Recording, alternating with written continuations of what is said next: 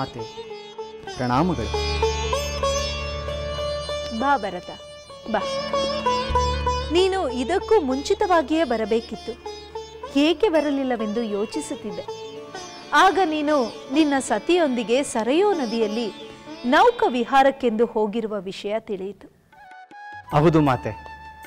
ಮಾಂಡವಿಗೆ ಸರಯೂ ನದಿಯ ಬಗ್ಗೆ ಪಾವನ ಚರಿತೆಯನ್ನು ಹೇಳಿದಾಗ ಅವಳು ಅದನ್ನು ನೋಡಲು ಅಪೇಕ್ಷಿಸಿದಳು. ಅದಕ್ಕಾಗಿ ನಾನು ನೌಕಾವಿಹಾರಕ್ಕೆ ಕರೆದುಕೊಂಡು ಹೋಗಿದ್ದೆ. ಭರತ, ನಿನ್ನ ಸತಿ ಮಾಂಡವಿಗೆ ಪಾವನ ಸರಯೂ ನದಿಯ ದರ್ಶನ ಮಾಡಿಸಿದ್ದು ಒಳ್ಳೆಯದೇ ಆಯಿತು. ಅವಳು ಅದರಿಂದ ಸಂತೋಷಪಟ್ಟಳು ತಾನೆ? ಖಂಡಿತವಾಗಿ ಅವಳು ಬಹಳಷ್ಟು ಸಂತೋಷವನ್ನು ವ್ಯಕ್ತಪಡಿಸಿದಳು. ಭರತ, ನಿನ್ನ ಸತಿ ಅಯೋಧ್ಯೆಗೆ ಬಂದಾಗಿನಿಂದ ಸಂತೋಷವಾಗಿಯೇ ಇದ್ದಾಳೆ. ನಿನಗೆ ತಿಳಿದಿರುವ ಹಾಗೆ ಅವಳು ಯಾವ ವಿಚಾರದಲ್ಲಾದರೂ ಬೇಸರವನ್ನು ವ್ಯಕ್ತಪಡಿಸಿದ್ದಾಳೆಯೇ? ಇಲ್ಲ ಮಾತೆ, ಅವಳು ಯಾವುದೇ ವಿಚಾರದಲ್ಲಿ ಬೇಸರವನ್ನು ತಾಳಿಲ್ಲ. ಮಗನೇ, ನಿನ್ನ ಸಹೋದರ ಏಕಪತ್ನಿ ವ್ರತಸ್ಥನೆಂದು ಪ್ರತಿಜ್ಞೆ ಮಾಡಿದಾಗ ನೀನು ಹಾಗೆ ಮಾಡಲಿಲ್ಲವೆಂದು ಅವಳಿಗೆ ಬೇಸರವಾಗಲಿಲ್ಲವೇ? ಇಲ್ಲ ಮಾತೆ, ಇಲ್ಲ. ನಾವು ಮೂವರು ಸಹೋದರರು ಹಿರಿಯ ಸಹೋದರನ ಆದರ್ಶವನ್ನು ಪಾಲಿಸುತ್ತೇವೆ ಎಂದು ಮಾಂಡವಿಗೆ ತಿಳಿದಿದೆ. ಹಾಗಾಗಿ ಅವಳು ಸಂತೋಷವನ್ನೇ ಪಟ್ಟಳು. ಅವಳು ಸಂತೋಷ ಪಡುವುದರಲ್ಲಿ ವಿಶೇಷವೇನೂ ಇಲ್ಲ. ಆದರೆ ನಿನ್ನ ಸಹೋದರ ತನ್ನ ತಂದೆ ಏಕಪತ್ನಿ ವ್ರತಸ್ಥನಲ್ಲ ಎಂದು ತಿಳಿದು ಅವರ ಎದುರೇ ತಾನು ಏಕಪತ್ನಿ ವ್ರತಸ್ಥನೆಂದು ಪ್ರತಿಜ್ಞೆ ಮಾಡುವುದು ಅವರಿಗೆ ಅವಮಾನವನ್ನು ಮಾಡಿದಂತೆ ಆಗುವುದಿಲ್ಲವೇ? ಮಾತೆ, ಸ್ವತಃ ತಂದೆಯವರೇ ಹಿರಿಯ ಸಹೋದರನ ಆದರ್ಶವನ್ನು ಮೆಚ್ಚಿದ್ದಾರೆ. ಇಷ್ಟಕ್ಕೂ ತಂದೆಯವರು ಸಂತಾನದ ಕಾರಣಕ್ಕೋಸ್ಕರ 3 ವಿವಾಹವಾಗಿದ್ದು ತಾನೆ? ಕಾರಣವೇನೇ ಇರಲಿ ಭರತ, ತನ್ನ ತಂದೆ ಏಕಪತ್ನಿ ವ್ರತಸ್ಥರಲ್ಲ. ಹೀಗಿದ್ದ ಮೇಲೂ ಅವರೆದುರು ತಾನು ಏಕಪತ್ನಿ ವ್ರತಸ್ಥನೆಂದು ಪ್ರತಿಜ್ಞೆ ಮಾಡುವುದು ಅವರ ಮನಸ್ಸಿಗೆ ವಿಷಾದವನ್ನುಂಟು ಮಾಡುತ್ತದೆ ಮಗನೇ. ಮಾತೆ, ಹಾಗೇನಾದರೂ ಆಗಿದ್ದರೆ ಅದು ಅನೇಕರ ಸಂತೋಷಕ್ಕೆ ಕಾರಣವಾಗಿರುವುದು ಸತ್ಯ. ಒಂದು ಸದುದ್ದೇಶ ಅನೇಕರ ಸಂತೋಷಕ್ಕೆ ಕಾರಣವಾದರೆ ಇನ್ನೊಬ್ಬರ ವಿಷಾದಕ್ಕೆ ಕಾರಣವಾಗುವುದು ತಪ್ಪೇನಿಲ್ಲ. ಭರತ, ನಿನಗೆ ತಂದೆಗಿಂತ ಸಹೋದರನ ಮೇಲೆಯೇ ಹೆಚ್ಚು ಪ್ರೀತಿಯೇ? ಮಾತೆ, ಒಳ್ಳೆಯದನ್ನು ಮಾಡುವ ಎಲ್ಲರ ಮೇಲೂ ನನಗೆ ಪ್ರೀತಿ ಇದೆ. ನಾನಿನ್ನು ಬರುತ್ತೇನೆ.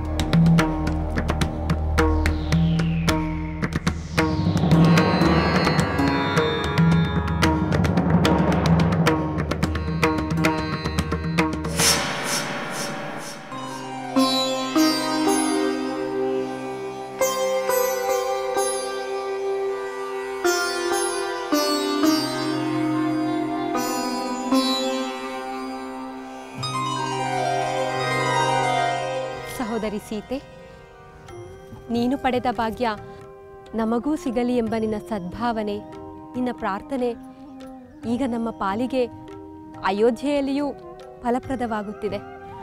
ಹೌದು, ಮಿಥಿಲೆಯಲ್ಲಿ ಸೀತಾ ಸಹೋದರಿಯ ಕಂಕಣ ಭಾಗ್ಯ ಕೂಡಿ ಬಂತು. ಅದೇ ಭಾಗ್ಯ ನಮಗೂ ದೊರೆಯಿತು. ಈಗ ಇಲ್ಲಿ ಸಹೋದರಿ ಸೀತೆಯ ಪತಿದೇವರು ಏಕಪತ್ನಿ ವ್ರತಸ್ಥನಾಗಿರುತ್ತೇನೆ ಎಂದು ಪ್ರತಿಜ್ಞೆಯನ್ನು ಮಾಡಿದರು. ಅವರ ಸಹೋದರರು ಅವರನ್ನೇ ಅನುಕರಿಸುವುದರಿಂದ ಆ ಭಾಗ್ಯವೂ ಈಗ ನಮಗೂ ದೊರೆಯಿತು. ಹೌದು, ಅದಕ್ಕೆ ನಾನು ಒಂದು ನಿರ್ಧಾರಕ್ಕೆ ಬಂದೆ.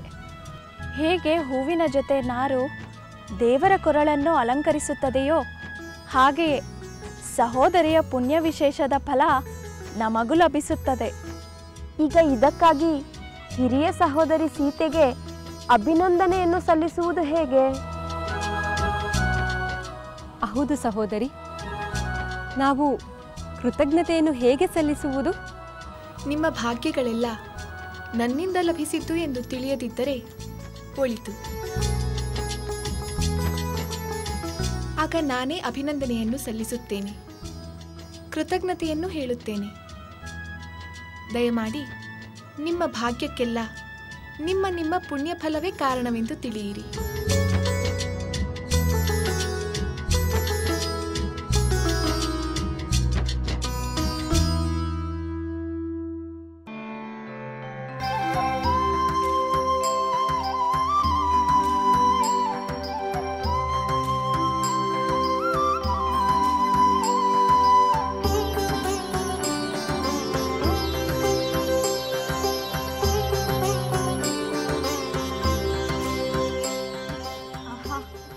ರಾಮಚಂದ್ರ ಪ್ರಭು ಮಾಡಿದ ಪ್ರತಿಜ್ಞೆಯನ್ನು ಕೇಳಿ ಮಹಾದಾನಂದವಾಯಿತು. ಇಂದು ನಮ್ಮ ಮನೆಯಲ್ಲಿ ಹಬ್ಬವನ್ನು ಮಾಡಿದೆ. ನಾನು ಅಷ್ಟೇ ಮನೆಯಲ್ಲಿ ಪಾಯಸವನ್ನು ಮಾಡಿ ಪಕ್ಕದ ಮನೆಯವರಿಗೆಲ್ಲ ಹಂಚಿದೆ. ನಮ್ಮ ರಾಮಚಂದ್ರ ಮೂರ್ತಿಗಳು ಮಾಡಿದ ಪ್ರತಿಜ್ಞೆಯನ್ನೇ ಅವರ ತಂದೆಯವರಾದ ದಶರಥ ಮಹಾರಾಜರು ಮಾಡಿದ್ದರೆ ಬಹುಶಃ ಈ ಅಯೋಧ್ಯೆಯಲ್ಲಿ ನಮ್ಮಂಥ ಮಹಿಳೆಯರಿಗೆ ಸವತಿಯರ ಸಮಸ್ಯೆಯೇ ಬರುತ್ತಿರಲಿಲ್ಲ ಅನಿಸುತ್ತದೆ. ಹೋಗಲಿ ಬಿಡು, ನಮ್ಮ ಕಾಲವಂತೂ ಆಗಿ ಹೋಯಿತು. ಇನ್ನು ನಮ್ಮ ಪುತ್ರರ ಕಾಲದಲ್ಲಾದರೂ ಅವರಾದರೂ ಆ ಶ್ರೀರಾಮನ ಆದರ್ಶವನ್ನು ಪಾಲಿಸುತ್ತಾರೆ. ಆಗ ಎಲ್ಲರೂ ಏಕಪತಿ ವ್ರತಸ್ಥರಾಗಿರುತ್ತಾರೆ. ಎಲ್ಲ ಹೆಣ್ಣು ಮಕ್ಕಳಿಗೂ ತನ್ನ ಪತಿಯ ಸಂಪೂರ್ಣ ಪ್ರೀತಿಯೂ ದೊರೆಯುತ್ತದೆ. ಹಾಗೆಯೇ ಸವತಿ ಕಾಟವೂ ತಪ್ಪುತ್ತದೆ. ಆ ಸೀತಾಮಾತೆ ಮಹಾಪುಣ್ಯವಂತೆ, ಸದ್ಗುಣವಂತೆ. ಆಕೆ ಅಯೋಧ್ಯೆಗೆ ಕಾಲಿಟ್ಟೊಡನೆ ನಮ್ಮೆಲ್ಲರಿಗೂ ಶುಭವೇ ಆಗುತ್ತದೆ.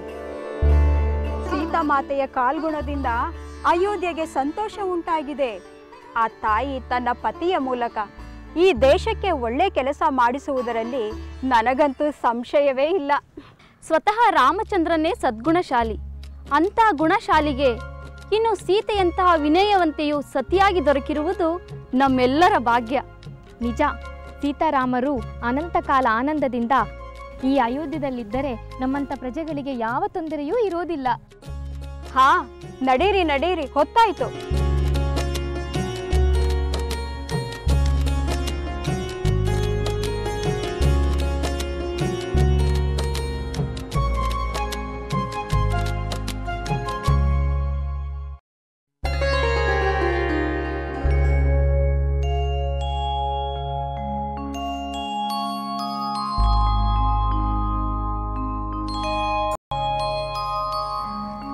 ಸೀತೆ, ನೀನು ಇಲ್ಲಿರುವೆಯಾ? ಮಾತೆಯವರೇ, ಸಖಿಯೊಂದಿಗೆ ಹೇಳಿ ಕಳುಹಿಸಿದರೆ ನಾನೇ ಬರುತ್ತಿದ್ದೆ. ಇಲ್ಲ ಸೀತೆ, ಇಂದು ನಾನೇ ನಿನ್ನನ್ನು ಬಂದು ನೋಡಬೇಕೆಂದು ಅಪೇಕ್ಷಿಸಿದೆ. ನನಗೆ ನೀನು ಏನು ಮಾಡುತ್ತಿರುವೆ ಎಂದು ನೋಡುವ ಕುತೂಹಲ. ಅದಕ್ಕೆ ನಾನೇ ಧಾವಿಸಿ ಬಂದೆ. ಏಕೆ ಮಾತೆಯವರೇ? ನನ್ನಿಂದ ನಿಮ್ಮ ಮನಸ್ಸಿಗೆ ಬೇಸರವಾಗಲಿ ನಿರಾಶೆಯಾಗಲಿ ಉಂಟಾಗಿದೆಯೇ? ಖಂಡಿತವಾಗಿಯೂ ಇಲ್ಲ ಸೀತೆ. ನೀನು ಮಾಡುತ್ತಿರುವ ಕಾರ್ಯ ಸಂತೋಷವನ್ನುಂಟು ಮಾಡುತ್ತಿದೆ. ಅಯೋಧ್ಯೆ ಮಹಾರಾಜರ ಹಿರಿಯ ಸೊಸೆ ನೀನು. ಸಾಧಾರಣ ಹೆಣ್ಣಿನಂತೆ ಹೂಗಳನ್ನು ಬಿಡಿಸುತ್ತಿರುವುದನ್ನು ಕಂಡು ನನಗೆ ಆಶ್ಚರ್ಯವೂ ಆಗುತ್ತಿದೆ, ಆನಂದವೂ ಆಗುತ್ತಿದೆ. ಮಾತಾಮಯಿ, ಮಿಥಿಲೆಯಲ್ಲಿಯೂ ಕೂಡ ರಾಜ್ಯೋದ್ಯಾನದಲ್ಲಿ ನಾನೇ ಸ್ವತಃ ಹೂಗಳನ್ನು ಬಿಡಿಸಿ ತಂದು ಪೂಜೆಗೆ ಹೂಮಾಲೆಯನ್ನು ಕಟ್ಟುತ್ತಿದ್ದೆ. ಹೂಗಿಡಗಳನ್ನು ಬೆಳೆಸುವುದು, ಪೋಷಿಸುವುದು ನನಗೆ ಪ್ರಿಯವಾದ ಕೆಲಸಗಳು. ಸಖಿಯರಿಂದ ಆ ಕೆಲಸ ಮಾಡಿಸುವುದಕ್ಕಿಂತ ನಾನೇ ಮಾಡುವುದರಲ್ಲಿ ಆನಂದ. ಸೀತೆ, ನಿನ್ನ ಗುಣಗಳಲ್ಲಿ ಪರಿಸರ ಪ್ರೇಮ ಗುಣವು ನನಗೆ ಮೆಚ್ಚುಗೆಯಾಗಿದೆ. ಅಂದ ಹಾಗೆ ಮಿಥಿಲೆಯಲ್ಲಿರುವಾಗ ಹೂಮಾಲೆಯನ್ನು ಕಟ್ಟಿ ದೇವರಿಗೆ ಅರ್ಪಿಸುತ್ತೇನೆ ಎಂದೆಯಲ್ಲ, ಈಗ ಈ ಹೂಮಾಲೆಯನ್ನು ಯಾರಿಗೆ ಅರ್ಪಿಸುತ್ತಿರುವೆ? ಅದು ನಾಚಿಕೆ? ನನ್ನ ಬಳಿ ಏಕೆ ನಾಚಿಕೆ? ಈ ಪುಷ್ಪಮಾಲೆಯನ್ನು ನಿಮ್ಮ ಪುತ್ರನಿಗೆ ಅರ್ಪಿಸುತ್ತೇನೆ. ಬಹಳ ಸಂತೋಷ. ನಿನ್ನ ಕೋಮಲ ಕೈಗಳಿಂದ ಮಾಡಿದ ಈ ಪುಷ್ಪಮಾಲೆಯನ್ನು ಧರಿಸಲು ರಾಮಚಂದ್ರನು ನಿಜಕ್ಕೂ ಭಾಗ್ಯ ಮಾಡಿದ್ದ. ಅವರಿಗಿಂತ ಹೆಚ್ಚಿನ ಭಾಗ್ಯಶಾಲಿ ನಾನು ಮಾತೆಯವರೇ. ಸೀತೆ, ನಿಜ, ನಾವಿಬ್ಬರೂ ಭಾಗ್ಯಶಾಲಿಗಳೇ. ರಾಮಚಂದ್ರನು ಏಕಪತ್ನಿ ವ್ರತ ಪ್ರತಿಜ್ಞೆಯನ್ನು ಮಾಡಿದ ಮೇಲೆ ನಮ್ಮಿಬ್ಬರ ಭಾಗ್ಯಕ್ಕೆ ಹೋಲಿಕೆಯೇ ಇಲ್ಲ. ಸೀತೆ, ನಾನು ನಿನಗೊಂದು ಸಲಹೆಯನ್ನು ನೀಡಲೇ? ಖಂಡಿತ ಮಾತೆಯವರೇ. ರಾಮಚಂದ್ರನ ಪ್ರತಿಜ್ಞೆಯಿಂದ ನಿನ್ನ ಜವಾಬ್ದಾರಿ ಹೆಚ್ಚಿದೆ ಎಂದು ನನ್ನ ಭಾವನೆ. ನನ್ನ ಜವಾಬ್ದಾರಿ ಎಷ್ಟೇ ಇದ್ದರೂ ಅದನ್ನು ಕಾಯ, ವಾಚ, ಮನಸ ನಿರ್ವಹಿಸುತ್ತೇನೆ. ಆ ನಂಬಿಕೆ ನನಗಿದೆ ಸೀತೆ. ನಿನಗೆ ಹೆಚ್ಚು ಹೇಳುವ ಅವಶ್ಯಕತೆ ಇಲ್ಲ. ನೀನು ಎಲ್ಲವನ್ನೂ ಬಲ್ಲೆ. ರಾಮಚಂದ್ರನು ಸಂಪೂರ್ಣವಾಗಿ ನಿನ್ನವನು. ಅವನ ಸುಖದಲ್ಲಿ ದುಃಖದಲ್ಲಿ, ಅವನ ಅರಮನೆಯಲ್ಲಿರಲಿ ಗುಡಿಸಲಲ್ಲಿರಲಿ ಅವನಿಗೆ ನೆರಳಾಗಿರು. ಅದೇ ನಿನ್ನ ಕರ್ತವ್ಯ. ಇದೇ ನೀನು ರಾಮಚಂದ್ರನ ಪ್ರತಿಜ್ಞೆಗೆ ಕೊಡುವ ಗೌರವ. ಮಾತೆಯವರೇ, ನೀವು ಹೇಳಿದ ಹಾಗೆ ನಾನು ಅವರಿಗೆ ನೆರಳಾಗಿರುವುದು ನಾನು ಅವರಿಗೆ ಕೊಡುವ ಗೌರವ ಮಾತ್ರವಲ್ಲ, ಅದು ನನ್ನ ಕರ್ತವ್ಯ. ಅವರ ಸಹಧರ್ಮಿಣಿಯಾಗಿ ನನ್ನ ಸರ್ವಸ್ವವನ್ನು ಅವರಿಗೆ ಮೀಸಲಿಡುತ್ತೇನೆ. ಸಂತೋಷ. ನೀನು ಈಗ ನಿನ್ನ ಪತಿಯ ಮಾಲೆಯನ್ನು ಮುಂದುವರಿಸು. ನಾನು ಹೋಗಿ ಬರುವೆ.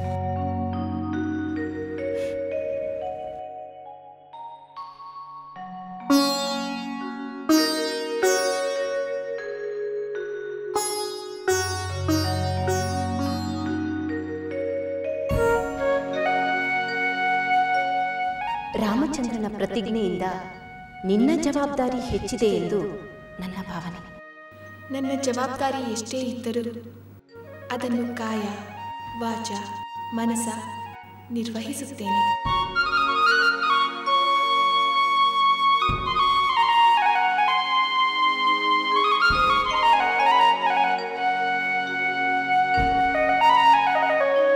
ಅವನ ಸುಖದಲ್ಲಿ ದುಃಖದಲ್ಲಿ, ಅವನ ಅರಮನೆಯಲ್ಲಿರಲಿ ಗುಡಿಸಲಲ್ಲಿರಲಿ ಅವನಿಗೆ ನೆರಳಾಗಿರು.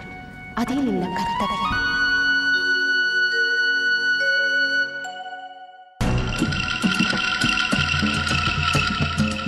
ಮಹಾರಾಣಿಯವರಿಗೆ ಮಂಗಳವಾಗಲಿ ಎಂದು ಕೋರುತ್ತೇನೆ. ಮಂಥರೆ, ಬೆಳಗಿನಿಂದ ನಿನ್ನ ಮುಖದರ್ಶನವಿಲ್ಲ. ಎಲ್ಲಿಯೋ ಹೋಗಿ ಬರುವಂತಿದೆ. ಹೌದು ಮಹಾರಾಣಿ, ನಗರ ಸಂಚಾರಕ್ಕೆ ಹೋಗಿ ಬಂದಿದ್ದೇನೆ. ನಗರ ಸಂಚಾರವೇ? ನೀನು ನಗರ ಸಂಚಾರ ಮಾಡುವ ಅಗತ್ಯವೇನಿತ್ತು? ಅಗತ್ಯ ನನಗಿರಲಿಲ್ಲ. ತಮಗಾಗಿ ಹೋಗಿದ್ದೆ. ನನಗಾಗಿ ಹೋಗಿದ್ದೀಯಾ? ಏಕೆ? ಮಹಾರಾಣಿ, ನಗರದ ಪ್ರಜೆಗಳು ನಮ್ಮ ರಾಜ ಪರಿವಾರದ ಬಗ್ಗೆ ಯಾವ ಅಭಿಪ್ರಾಯ ಇಟ್ಟುಕೊಂಡಿದ್ದಾರೆ, ಏನನ್ನು ಮಾತನಾಡುತ್ತಿದ್ದಾರೆ ಎಂದು ತಿಳಿದುಕೊಳ್ಳುವುದು ಒಳ್ಳೆಯದು. ಏಕೆಂದರೆ ಪ್ರಜೆಗಳ ಒಲವು ಯಾರ ಕಡೆ ಹೆಚ್ಚಿರುತ್ತದೋ ಅವರು ಹೆಚ್ಚು ಕಾಲ ಪ್ರಜಾಪಾಲಕರಾಗಿ ಇರುತ್ತಾರೆ. ಯಾರು ಪ್ರಜೆಗಳ ಒಲವನ್ನು ಕಳೆದುಕೊಳ್ಳುತ್ತಾರೋ ಅವರು ಹೆಚ್ಚು ಅಧಿಕಾರ ಪಡೆದುಕೊಳ್ಳುವುದು ಕಷ್ಟವಾಗುತ್ತದೆ. ಇದೇ ಏನು ನಿನ್ನ ಹೊಸ ವಿಚಾರ? ರಾಜಕಾರ್ಯ, ಪ್ರಜಾಪಾಲನೆ, ಇದನ್ನೆಲ್ಲ ನಾನು ತಿಳಿದುಕೊಂಡು ಏನಾಗಬೇಕಾಗಿದೆ? ಸಮಯ ಬಂದಾಗ ಅದರದ ಮಹತ್ವ ಏನು ಎಂಬುದು ತಮಗೇ ಅರಿವಾಗುತ್ತದೆ. ಆಗ ನಾನು ನಿಮಗೆ ತಿಳಿಸುತ್ತೇನೆ. ಸರಿ ಸರಿ, ನೀನು ಹೋಗಿ ಬಂದ ಶ್ರಮಕ್ಕಾದರೂ ಕೇಳುತ್ತೇನೆ. ಪ್ರಜೆಗಳ ಒಲವು ಯಾರ ಮೇಲೆ ಹೆಚ್ಚಿದೆ?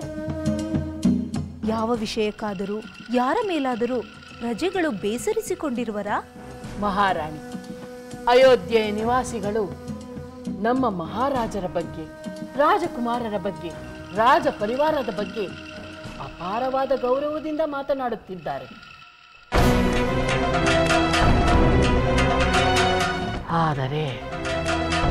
ಆದರೇನು ಮಂಥರೆ?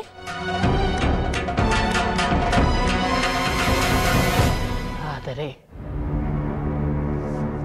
ಒಬ್ಬರಿಗೆ ಮಾತ್ರ ಎಲ್ಲರಿಗಿಂತ ಹೆಚ್ಚು ಪ್ರೇಮವನ್ನು, ಅಭಿಮಾನವನ್ನು, ವಿಶ್ವಾಸವನ್ನು ತೋರುತ್ತಿದ್ದಾರೆ. ಅತ್ಯಂತ ಹೊಗಳಿಕೆಯಿಂದ ಮಾತನಾಡುತ್ತಿದ್ದಾರೆ. ಅವರು ಯಾರೆಂದು ಹೇಳುವೆಯಾ? ಖಂಡಿತವಾಗಿ ಹೇಳುತ್ತೇನೆ. ಇನ್ಯಾರ ಬಗ್ಗೆ? ರಾಮಚಂದ್ರನ ಬಗ್ಗೆ. ರಾಮಚಂದ್ರ ಮಿಥಿಲೆಗೆ ಹೋಗಿದ್ದು, ರಾಮಚಂದ್ರ ಶಿವಧನಸ್ಸನ್ನು ಮುರಿದಿದ್ದು, ರಾಮಚಂದ್ರ ತಾಟಕಿ ಸುಬಾಹುವಿನ ಸಂಹಾರ ಮಾಡಿದ್ದು, ಇದೆಲ್ಲ ಹಳೆಯ ಕಥೆ ಆಯಿತು. ಇದಕ್ಕಾಗಿ ರಾಮಚಂದ್ರನಿಗೆ ಪ್ರಜೆಗಳಿಂದ ಸಾಕಷ್ಟು ಪ್ರಶಂಸೆಗಳು ಸಿಕ್ಕಿದ್ದಾಯಿತು. ಮತ್ತೆ ಈಗೇಕೆ ಪ್ರಜೆಗಳು ಅವನನ್ನು ಹೊಗಳುತ್ತಿದ್ದಾರೆ? ಈಗ ಹೊಗಳುತ್ತಿರುವುದು ರಾಮಚಂದ್ರನು ತಾನು ಏಕಪತ್ನಿ ವ್ರತಸ್ಥನಾಗಿರುತ್ತೇನೆಂದು ಮಾಡಿರೋ ಪ್ರತಿಜ್ಞೆಯ ಕಾರಣದಿಂದ. ಈ ರಾಮನ ಪ್ರತಿಜ್ಞೆಯು ಅಯೋಧ್ಯೆಯ ಪುರುಷರಿಗೆ ಮಾದರಿಯಾಗಿ ಸ್ತ್ರೀಯರಿಗೆ ಸಂಕಷ್ಟ ತಪ್ಪುತ್ತದೆ ಎಂದೆಲ್ಲ ರಾಮಚಂದ್ರನನ್ನು ಏನೇನೋ ಹೊಗಳುತ್ತಿದ್ದಾರೆ. ಹೊಗಳಲಿ ಬಿಡು. ಯಾರಾದರೂ ಒಳ್ಳೆಯ ಕೆಲಸ ಮಾಡಿದರೆ ಹೊಗಳುವುದರಲ್ಲಿ ತಪ್ಪೇನಿದೆ? ಒಪ್ಪುತ್ತೇನೆ, ನಿಮ್ಮ ಮಾತನ್ನು ಒಪ್ಪುತ್ತೇನೆ. ಆದರೆ ಪ್ರಶಂಸೆಗಳು, ಒಳ್ಳೆಯ ಕೆಲಸಗಳು ರಾಮನಿಂದಲೇ ಆಗುತ್ತಿದ್ದರೆ ಸರಿಯೇ? ನಿನ್ನ ಮಾತಿನ ಅರ್ಥವೇನು ಮಂಥರೆ? ಮಹಾರಾಣಿ, ರಾಮನು ಪ್ರಜೆಗಳಿಂದ ಪ್ರಶಂಸೆಗೊಳ್ಳುತ್ತಿದ್ದರೆ ಕೌಸಲ್ಯಗೆ ಆನಂದ ಉಂಟಾಗುತ್ತದೆ. ಅಂತಹ ಆನಂದವನ್ನು ನೀವು ಪಡೆಯಬೇಕೆಂಬುದು ನನ್ನ ಆಸೆ. ಅಂದರೆ ನನ್ನ ಪುತ್ರ ಭರತನಿಂದಲೂ ಅಂತಹ ಒಳ್ಳೆ ಕಾರ್ಯಗಳು ಆಗಬೇಕೆನ್ನುತ್ತೀಯಾ? ಖಂಡಿತವಾಗಿ. ಭರತನು ಪ್ರಜೆಗಳ ಪ್ರಶಂಸಕ್ಕೆ ಒಳಗಾಗಬೇಕು, ಅದೇ ನನ್ನ ಆಸೆ. ಆದರೆ ಅಂತಹ ಅವಕಾಶಗಳೇ ಬರುತ್ತಿಲ್ಲವಲ್ಲ ಮಂಥರೆ? ಅವಕಾಶಗಳು ನಮ್ಮನ್ನು ಹುಡುಕಿಕೊಂಡು ಬರುವುದಿಲ್ಲ ಮಹಾರಾಣಿ. ನಮಗೆ ಬೇಕಾದ ಅವಕಾಶಗಳನ್ನು ನಾವೇ ಸೃಷ್ಟಿಸಿಕೊಳ್ಳಬೇಕಾಗುತ್ತದೆ. ಮಹಾರಾಣಿ, ನಗರ ಸಂಚಾರ ಮಾಡಿ ನಾನು ಬಳಲಿರುವೆ. ಸ್ವಲ್ಪ ಉಪಹಾರ ಸೇವಿಸಿ ಬರುತ್ತೇನೆ. ಅಪ್ಪಣೆ.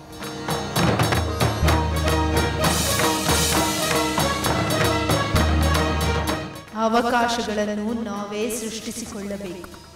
ನಿಜ, ಅವಕಾಶಗಳನ್ನು ನಾವೇ ಸೃಷ್ಟಿಸಿಕೊಳ್ಳಬೇಕು. ನನ್ನ ಮಗ ಭರತನಿಗೂ ಪ್ರಜೆಗಳ ಪ್ರೀತಿಯನ್ನು ಗಳಿಸಬೇಕು. ಅವಕಾಶಗಳನ್ನು ನಾವೇ ಸೃಷ್ಟಿಸಿಕೊಳ್ಳಬೇಕು. ನಿಜ, ಅವಕಾಶಗಳನ್ನು ನಾವೇ ಸೃಷ್ಟಿಸಿಕೊಳ್ಳಬೇಕು. ನನ್ನ ಮಗ ಭರತನಿಗೂ ಪ್ರಜೆಗಳ ಪ್ರೀತಿಯನ್ನು ಗಳಿಸಬೇಕು.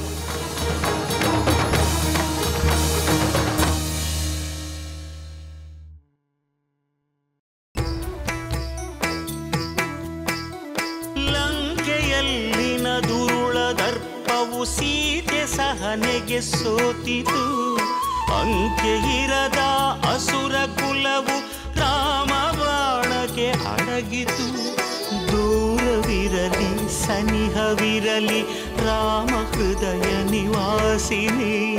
ಯುಗವು ಯುಗವು ಸಾಗಲಿ ಅಕಳಂಕ ಪ್ರೇಮ ಪ್ರಬೋಧಿನಿ.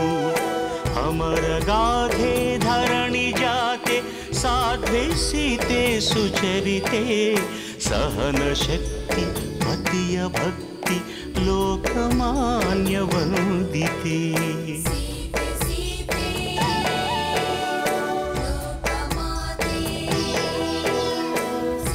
ರಾಮ ಹೃದಯ ನಿವಾಸಿನಿ ಅಕಳಂಕ ಪ್ರೇಮ ಪ್ರಬೋಧಿನಿ. ಸೀತೆ ಮಾತೆ